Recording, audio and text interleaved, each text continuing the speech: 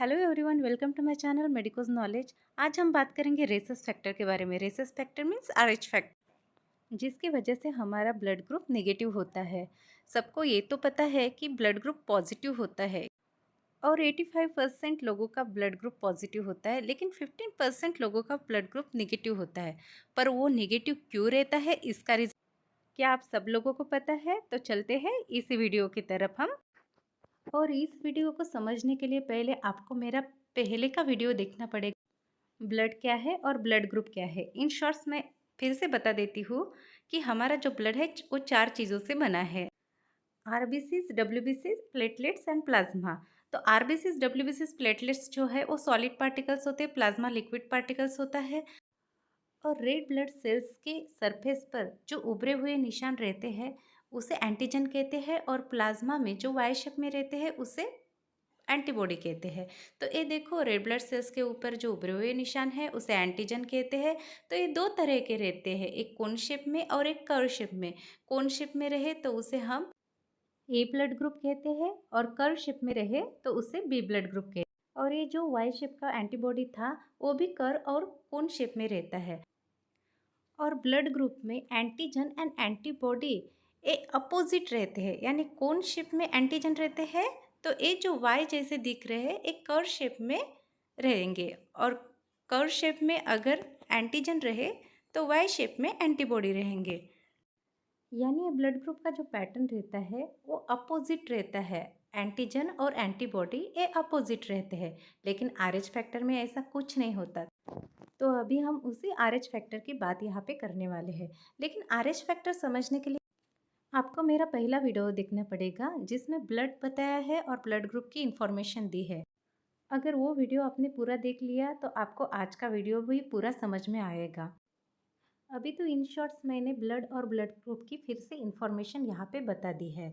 तो अभी ये हो गई हमारी ब्लड और ब्लड ग्रुप की पूरी इंफॉर्मेशन, इन शॉर्ट मैंने अभी बताई है। अब चलते हैं RH फैक्टर की तरफ। तो RH फैक्टर जो है 39 साल बाद कार्ल लैंडस्टर को समझ में आया कि आखिर RH फैक्टर क्या है। सन 1900 में एबीओ सिस्टम का रिसर्च कार्ल लैंडस्टर ने करके हमें पूरा समझाया था। अब RH सिस्टम जो है वो 39 साल बाद 1940 में कार्ल लैंडस्टर और ब्लेंडर ने हमें पूरा समझाया कि आखिर RH फैक्टर भी होता है हमारे ब्लड में, जो किसी को भी पता नहीं था। वो कार्ल लैंडस्टर और ब्लेंडर ने हमें बताया। वो भी उनको इस तरह समझ आया क्योंकि 1930 में एक प्रेग्नेंट वुमन थी जिसको ब्लड की बहुत ज़रूरत थी।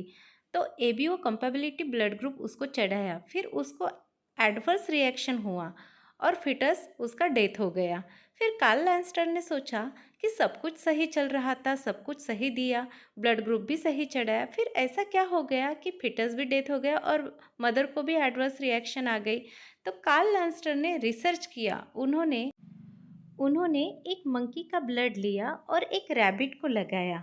तो रैबिट के बॉडी में कुछ एंटीबॉडी डेवलप हुए, और ये एंटीबॉडी है तो वो रेसस मंकी के जिसका ब्लड यूज़ किया गया था उसके आरबीसीज के अगेंस्ट।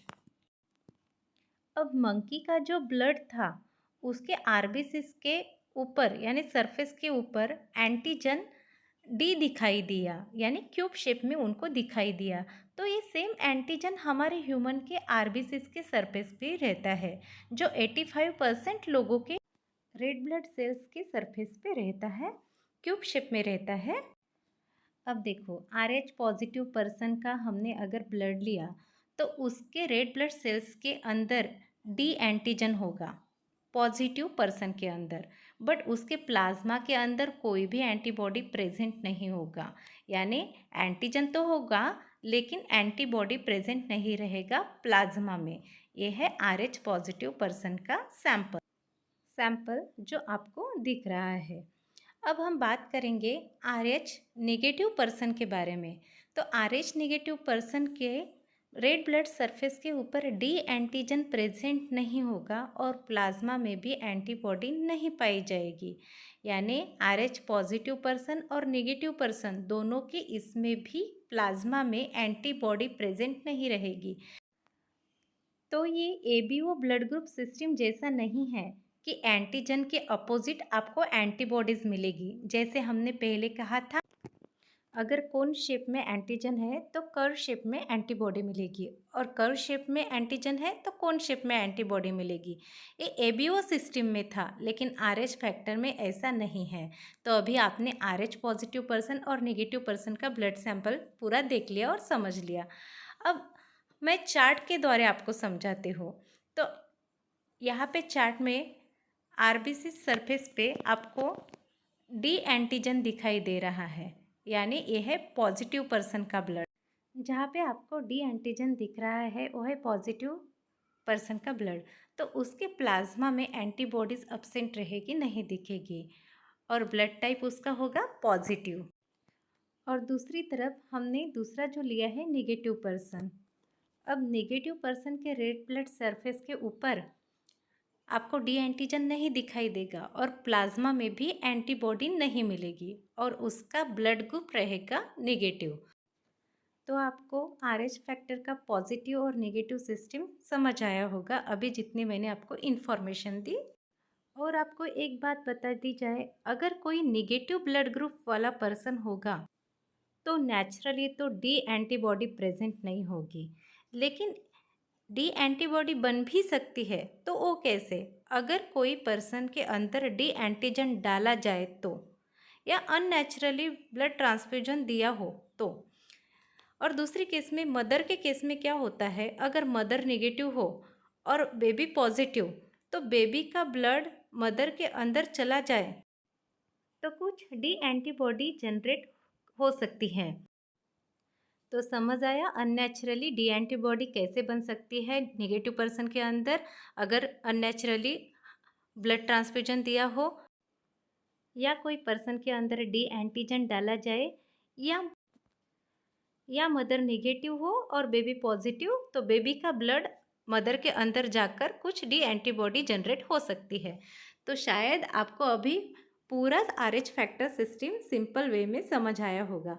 तो अभी मैंने आपको पूरी जानकारी दी है, तो आपको समझ आया होगा कि पर्सन के अंदर सिर्फ ब्लड ग्रुप पॉजिटिव नहीं होता, A positive, B positive, A B positive या वो पॉजिटिव हम कहते हैं, तो निगेटिव भी ब्लड होता है। तो क्या क्या होता है? A positive, A negative, B positive, B negative, A B positive, A B negative, O positive, O negative.